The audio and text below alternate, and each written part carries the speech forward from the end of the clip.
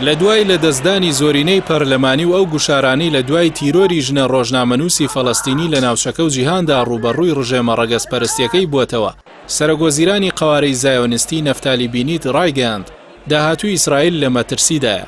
حکومەتەکەی بینیت هەواڵەکانی چڕ کردوێتەوە لەگەڵ پەرلەمانتار غەیداڕیناوی زوغبی، ئەندامی پارتی میریتسی چەپڕە و بۆ پەشیمانکردنەوەی پاشەکشەی لا پەرلەمان و هاوپەیمانەتی کابینەکە. چونکە بە دەرچوونی زوغبی هاوپەیمانیەکە لە کۆی 120 کورسی پەرلەمان ژمارەکەی دابەزی بۆ 59 ئەندام و بووە کەمینە. بۆیە بینیت لە تویتێکدا لەو بارەوە دەڵێت وەرگرتنی بەرپرسیارەتی پێگەێنانی حکومەتی ڕزگاریم وەکو بژاردێکی قورس و ئەستۆگرت. بەڵام داهاتووی وڵات لە مەترسیدایە، لەسەرمان پێویستە خەبات بکەین بۆ پاراستنی یەکڕیزی گەلەکەمان. ئێمە جگە لەمە دەوڵەتێکی دیکەمان نییە.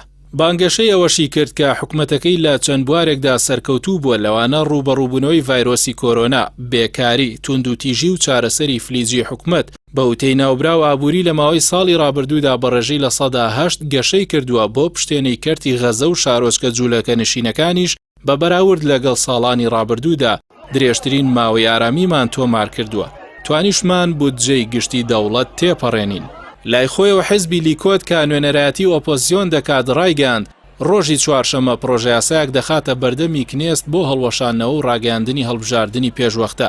لەو بارەیەوە یائیر لابیدی وەزیری دەرەوە لە تویتێکدا دەنووسێت ڕۆژانە 5 جار بانگەوازی مردنیان بڵاو کردینەوە، بەڵام گەڕاینەوە.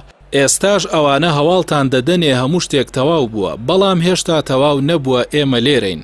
یائیر لابید کە هاوپەیمانی سەرەکی نەفتالی بینی تا جەختی لەوە کردەوە کە ئەو کابینەیان دروستترینە بۆ دەوڵەت و گەلی ئیسرائیل، بۆیە هیچ شتێکیان نییە بۆ تەسلیم بوون. نیازیشیان نییە مۆڵەت بدەنە ناتانیاهۆ ئیمتار بن غەفیر بۆ وێرانکردنی وڵات. هەر لە سەرەتاوە چاودێران پێکاتی ئەم کابینەیان بە بێهێز ناوبرد، چونکە پێکاتەکانی دژبەیەک بوون و تەنیا دژایەتی ناتانیاهۆ کۆی کردبوونەوە. لەلایەک لیستی عەرەبی لە خۆ گرتووە و لەلایەکی تریژ ڕەگەزپەرست و پەرگیرە زایۆنستەکانی تێدایە. ناتوانێت لەو نێوانەدا هاوسەنگی ڕابگرێت، لەوانەش سەختتر لە تیرۆری شیرین ئەبوو عاقیلەدا وەکو ئەوەی کۆمەڵی نێودەوڵەتی داوای دەکات ناوێرێت لێکۆڵینەوە بکات، چونکە ناتوانێت لەم کاتە ئاڵۆزەدا پێگەی سوپا بێهێز بکات. بۆیە نەک هەرە و کابینەیە بەڵکو بەوتەی ئیهۆد باراک تەنانەت کۆی قەوارەی زایۆنی لە ڕوخانی حەتمی نزیک بووەتەوە.